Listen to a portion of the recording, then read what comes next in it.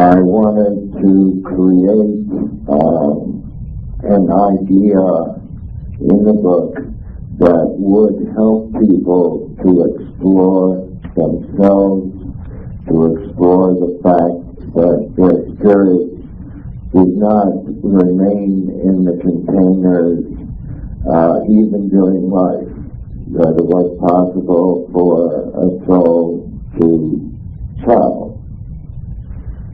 And most important of all, I promised my son when he had a strong suspicion that he wouldn't live his whole life, that I would establish, and his concerns and my concerns for the children of this planet, who I believe are the hope and future of this planet, that a foundation would be created in my son's name, a 501c3 under the jurisdiction of the IRS, and that all proceeds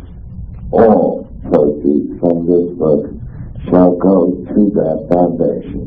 One of the first things that you address in the book is the cloning of a human. I was wondering if you could expound on that. Well, even though I didn't say what happened specifically because of national security section 3, subsection 312, I did say that 2 other scientists and myself did create a clone. We used genetic material from ourselves, mostly mine, and it was a project that was terminated when I spent time with this individual, explaining to him that in the military handbook for both officers and enlisted men, you have a right to question the morality and ethicality of an order. And he failed a direct order. And I say in the book he was terminated, but I helped him get away. Dr. Wolf, I just wanted to find out if you could tell us anything about cattle mutilation. Ooh, I better be careful here. Even though it's not as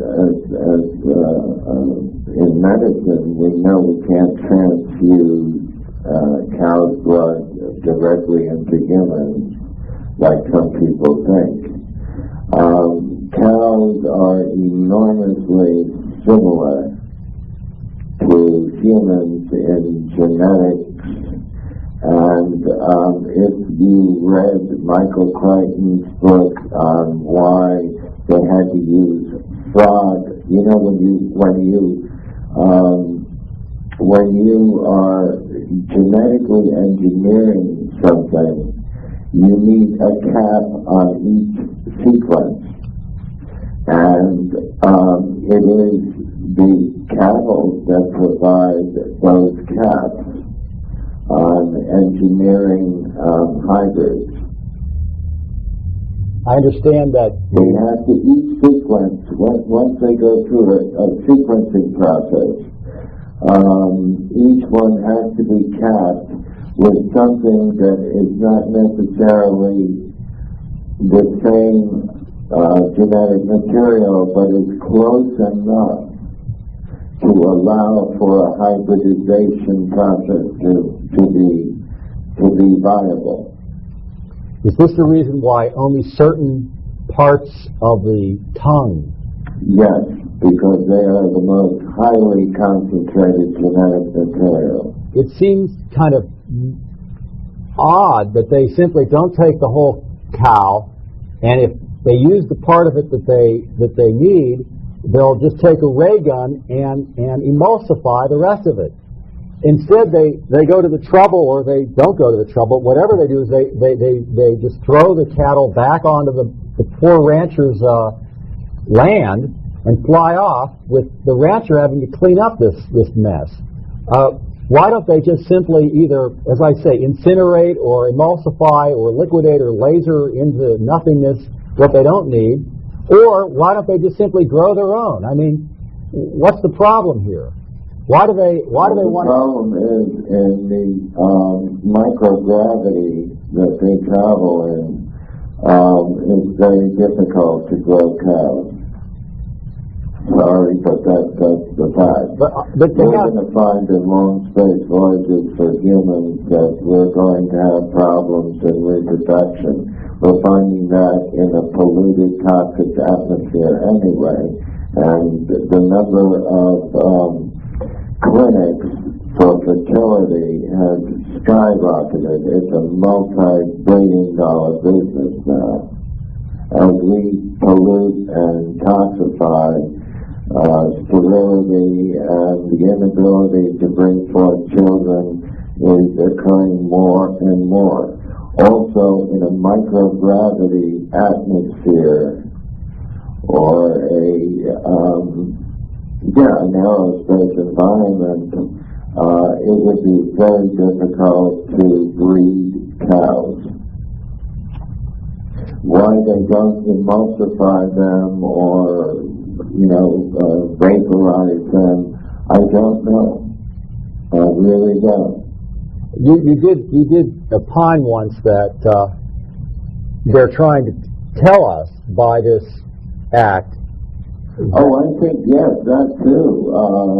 That we should know their presence. I mean, all of the things they do are leading us to the day when they're going to be landing, and we'll have hope by then that we're not going to attack them.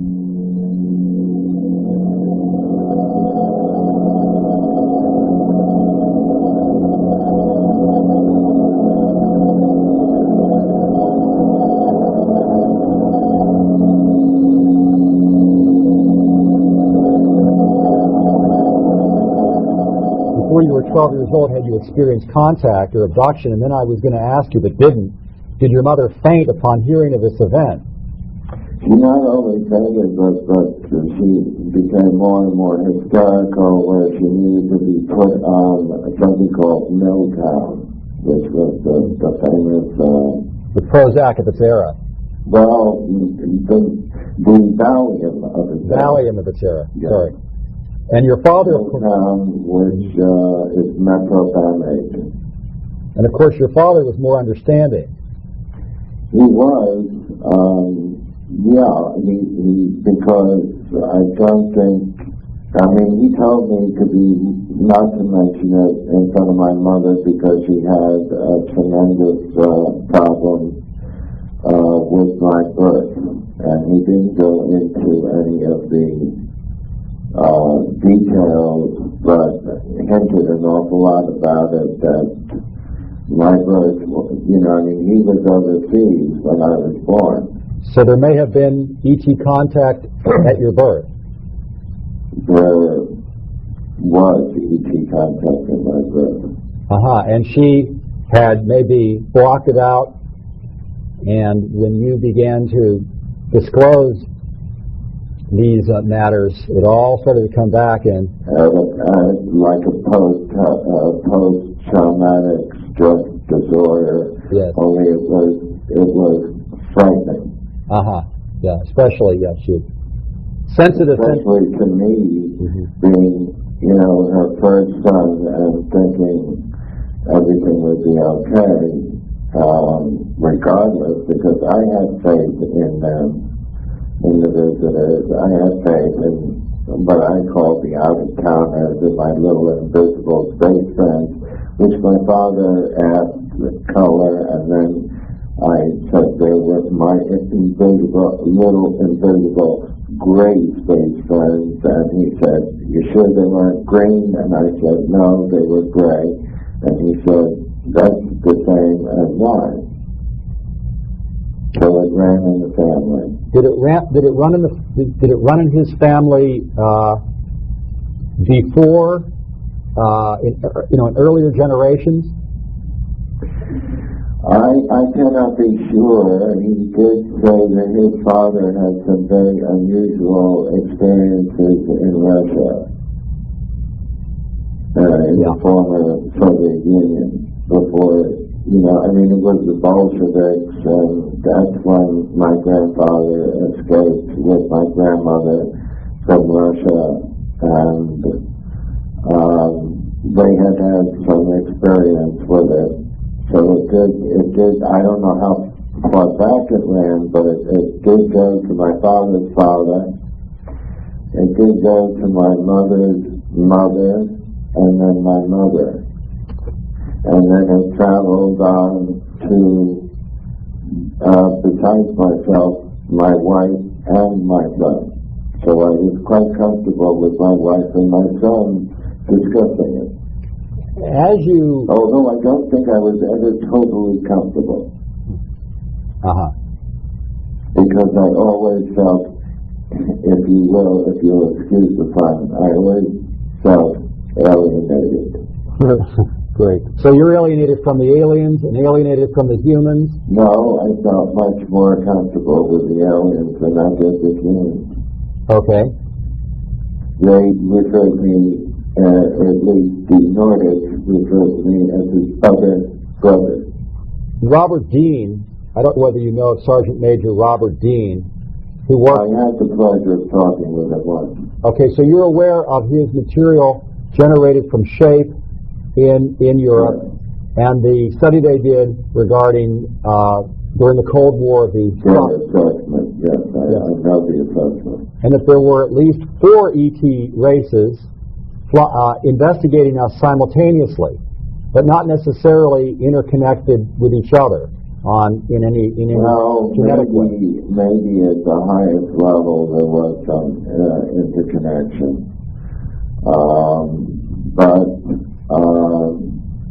I am aware of his getting a hold of the assessment, and I think it boggled his mind a bit. Well, what Dean told us is that we knew of, that is, the generals who were leading the investigation for the security headquarters of the European NATO command,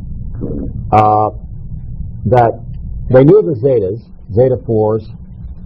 They knew of the reptoids, but the 2 entities that were most baffling and off-putting to them were the humanoids. Oh, you mean the ones that look like humans but were really hybrid? Well, that's a question that I can't myself speak to, but from their standpoint, they call them their brother race.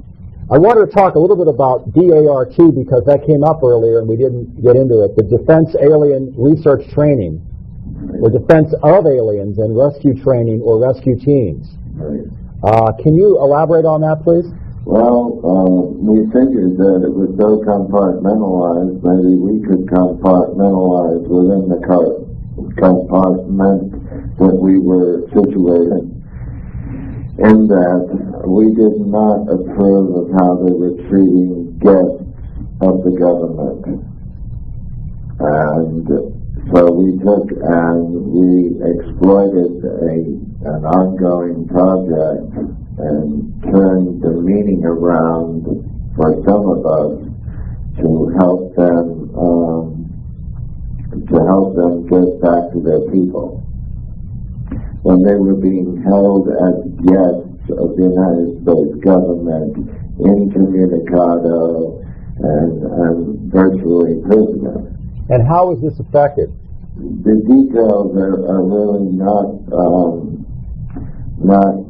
at this point disclosed. Yeah, it's not something I prefer to disclose. I wouldn't have expected it to, but I thought that the question disclosed at this time. Yeah, I thought the question would give our audience. Well, there's some of us that were on the inside who believed that they weren't being treated right. If you saw an autopsy table with Velcro tie-down straps, was that to keep an unmoving person, a dead down, or perhaps to do an autopsy or dissection of one whose organs were functioning at the time? This is abhorrent to me as a physician, because in the Hippocratic, or shall I say hypocritical oath, it does say do no harm, and I think that should be universal. It could be argued by certain people, not necessarily any of us here, that it's tit for tat. After all, but they are not dissecting us and killing us. They are returning those people.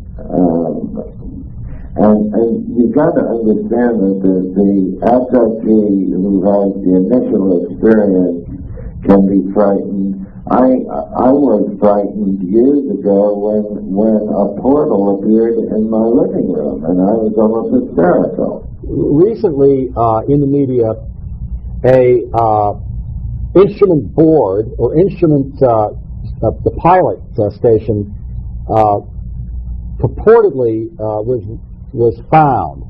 That is, with the 6 fingers. Yes, with the hand. Yeah, with the hand. Yeah, that's a neurological interface, and that was part of my work at S-4. Is how do we neurologically interface with machinery, or machinery that is organic to some degree. And that the capacitance switches, the fiber optics were all involved in that, and that was going back to 47. And so these were 6-fingered. The Zetas have 6 fingers? We always thought that they had 3. I call these the oranges because they're pink and brown. They have pinkish brown skin. And those were the ones that the so-called Santilli films showed the deceptions of. I wouldn't call them autopsies. You call them the oranges. Certain investigators out in Sedona call them the quartz, C-O-R-T-S. And they claim that these 6-fingered people are artificial or hybrids. And that they might be. I really don't know too much about them, except that I have seen autopsy films similar to the one that Santilli released. Have you met Santilli? No.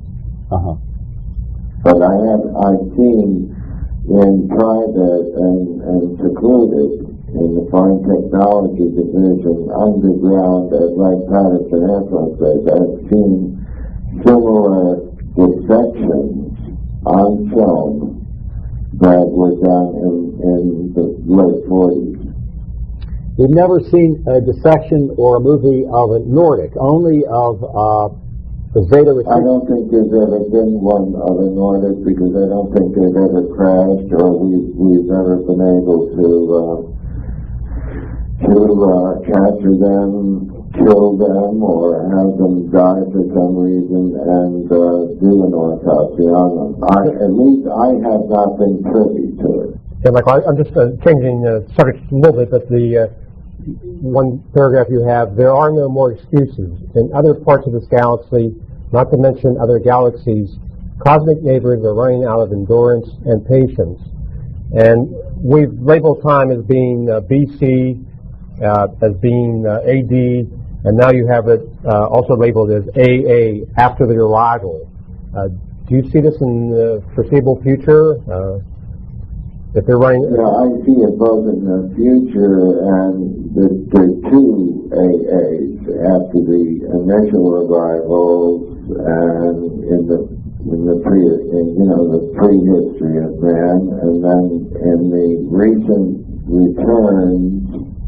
Or maybe they've been coming here, but I think that to date, after the arrival, for the future would be after whether the government comes clean or not, they're going to be arriving, and it's not going to be for war. It's going to be to establish open diplomatic relations. People, if once the contact is made, are going to lose their discipline.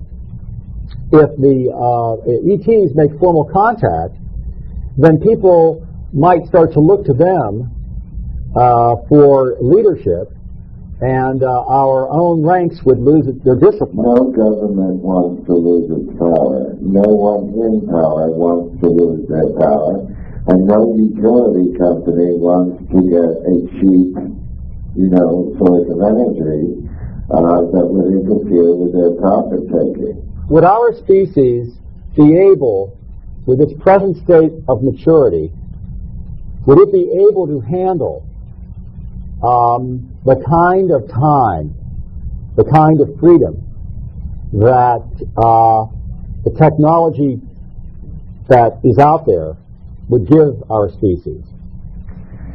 Well, that's a point I think I addressed in the book, and not so much the time it would give if they gave us all of this technology. I don't think it would be a matter of giving it to us all at once, and the government has proved that already. They're holding back a lot of technology, simply because we still have tribal warfare on this island Earth, if you want to call it that way. We are an island in this vast galaxy alone, and or this water world Earth. We still have tribal warfare. We still hate one another. We're still with the human equation that the aliens or the out-of-towners are still trying to understand over a long, long period of time. And that's how a soldier can shoot a whole family, mother, grandmother, wife, husband, children, dog, etc., and then throw himself on a grenade to protect his buddies. They don't understand this. They don't, there are elements of the human equation that are still difficult for them. And this is why I believe the abduction scenario continues to repeat. They're still looking for answers. They want to know more about why we love. I feel that over the last 50 years or so, we have been looking for a new pathways to spirituality, and that's one of the issues I address in the book. We have progressed, and I think Whitley Strieber has said, in fact, it's almost as if we have invited them and said it was time for you to come and begin interacting with us. That we have risen somewhat in our spirituality, even though we're still plagued with hostilities and jealousies and avarice, greed and power, etc. But many, many people, because of the Celestine prophecy, selling as many copies as it did, and groups now studying the Celestine prophecies in a sense of finding new ways to approach life.